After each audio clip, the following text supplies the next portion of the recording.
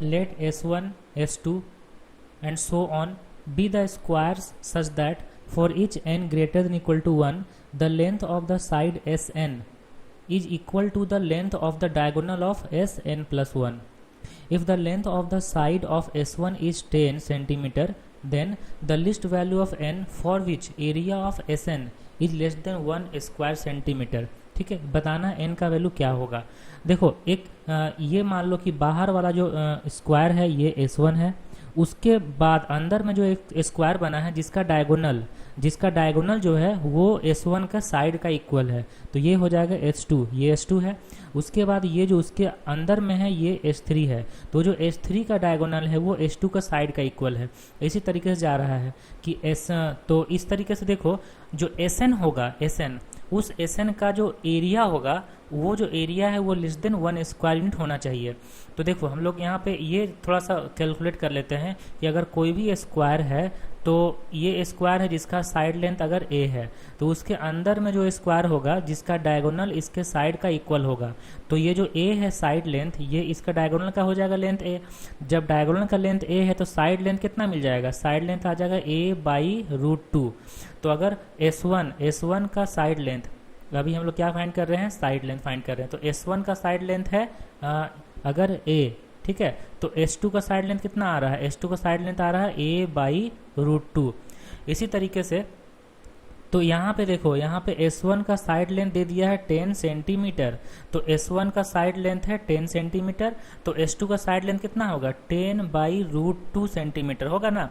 इसी तरीके से S3 का साइड कितना होगा, 10/√2 को फिर से √2 से डिवाइड दे दो तो S3 का साइड लेंथ मिल जाएगा, तो मतलब 10/2 हो जाएगा, 10/2 हो जाएगा। इसी तरीके से अगर S4 देखेंगे, S4 का साइड लेंथ कितना होगा, 10/2√2।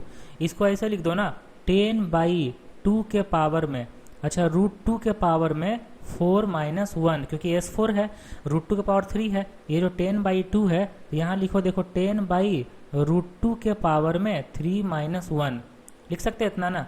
तो अब हम यहाँ पे एरिया फाइंड करने की कोशिश कर रहे हैं, ये तो हो गया साइड लेंथ। अब अगर हम एरिया फाइंड करते हैं, एरिया, तो S1 का एरिया कितना होगा, S1 का एरिया होगा 10 का स्क्वायर, साइड स्क्वायर। S2 का एरिया होगा 10/√2 का स्क्वायर। S3 का एरिया होगा 10/√2 के पावर में 3 - 1 इसका स्क्वायर। S4 का एरिया कितना होगा, 10/√2 के पावर में 4 - 1 इसका स्क्वायर।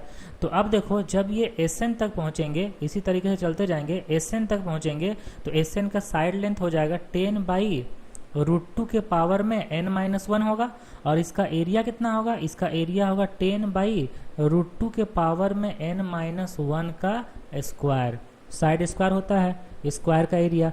ये जो एरिया है ये एरिया लेस देन 1 आना चाहिए। ये क्वेश्चन में दिया हुआ कि Sn is less than 1 square centimetre, तो ये लेस देन 1 आना चाहिए। देखो ये कितना होगा, ये होगा 10 यहाँ पे √2 के पावर में n - 1 है, तो 2 के पावर में n - 1/2 होगा ना। और इसका अगर हम स्क्वायर करते हैं तो देखो ये जो 2 है पावर में, 10 का पावर 2, ये तो हो जाएगा 100 होगा, और डिवाइड में कितना है, डिवाइड में हो जाएगा 2 के पावर में n - 1, ठीक है, क्योंकि बाई 2 हो जाएगा, तो ये हो जाएगा लेस देन 1। अब देखो 100 इज लेस देन 2 के पावर में n - 1 हो गया, तो n का वैल्यू बताना है कितना होगा। तो देखो n का जो वैल्यू यहाँ पे है वो ऐसा रखेंगे कि वो जो वैल्यू है 100 से जस्ट बड़ा होना चाहिए, ठीक है। तो लिस्ट वैल्यू ऑफ n मिल जाएगा। तो n का वैल्यू अगर हम 5 रखते हैं तो 2 के पावर में 4 हो जाएगा, 2 के पावर 4 16 होता है, 100 से ग्रेटर नहीं है, तो n के पावर में 5 नहीं हो पाएगा। n के पावर में 6 रखो, n का वैल्यू 6 रखेंगे तो 2 के पावर 5 32 नहीं होगा। n का वैल्यू 7 रखो तो 2 के पावर में 6 हो जाएगा, 2 के पावर में 6 हो जाएगा, जो कितना हो जाएगा 64, जो अभी 100 से ग्रेटर नहीं है। तो n का वैल्यू अगर 8 रखो तो 2 के पावर में हो जाएगा 7, जो होता है 128, जो 100 से जस्ट ग्रेटर हो चुका। इसका मतलब n का वैल्यू कितना आ गया, 8। Least value of n find करना था ना, तो लिस्ट वैल्यू ऑफ n आ जाएगा 8, जो यहाँ पे बी ऑप्शन है। ओके।